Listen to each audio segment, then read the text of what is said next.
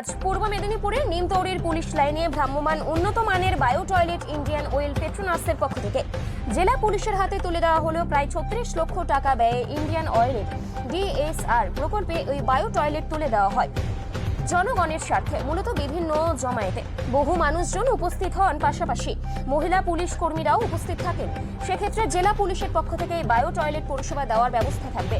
আজকের ওই কর্মসূচিতে উপস্থিত ছিলেন জেলা police super Soumyadip Bhattacharya, Haldia Indian oil পেট্রোনাসের সিইও পঙ্কজ কুমার। জেলা পুলিশের পক্ষ থেকে জানানো হয়, এই উন্নত মানের ব্যয়বহুল বায়ো টয়লেট আগামী দিন বহু মানুষের উপকারে আসবে।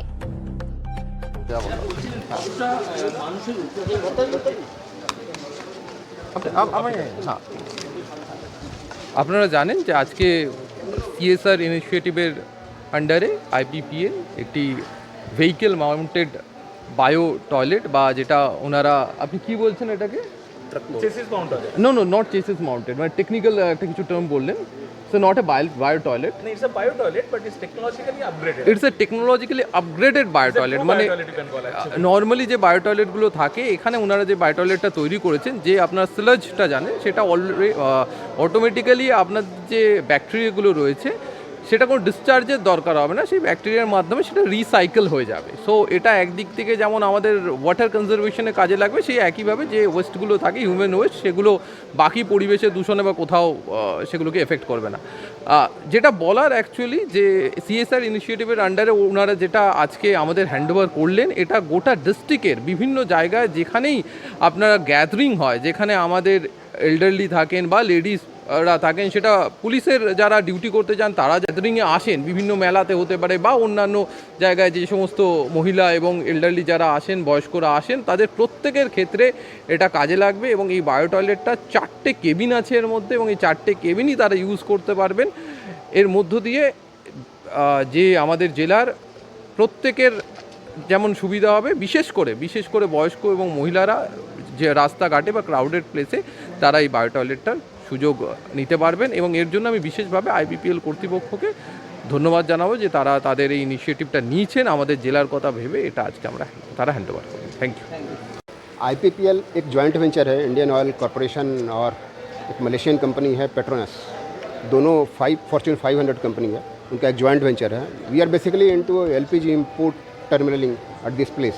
We have a import terminal at Haldia, and since any business doesn't go without any taking society along with us, accordingly we have also CSR projects.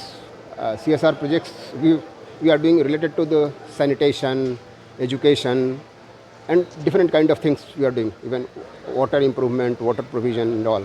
So under this CSR initiative, we got one of the cue from SP Tamluk, Honorable SP Tamluk, Mr. Bhattacharya, to provide a bio toilet. In fact, we also never thought about it that this bio toilet can be mounted on a truck.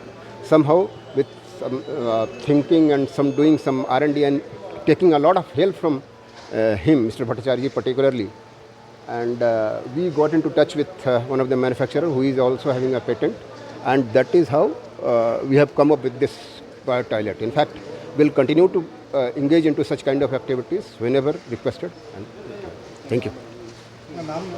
मेरा नाम पंकज कुमार है, मैं CEO आईपीपीएल हूँ, Indian oil Petronas private limited. তো কতটা মানে সুবিধা বলে আপনি মনে করছেন? না, এটা আমাদের পুলিশ বলুন বা সাধারণ মহিলা বলুন বা মেয়েরা সবাই খুবই উপকৃত। মানে আমরা বিভিন্ন জায়গায় ডিউটি করতে যাওয়া খুব অসুবিধা হয় আমাদের, কোথায় করব, কীভাবে করব, কোথায় যাব না যাব। এটা যদি ওখানে থাকে তো আমরা সবাই আমরা এটা পেয়ে খুব খুশি সবাই। এর জন্য আমরা সবাইকে ওনাদেরকে সবাইকে ধন্যবাদ জানাচ্ছি এটা আমাদেরকে দেওয়ার জন্য।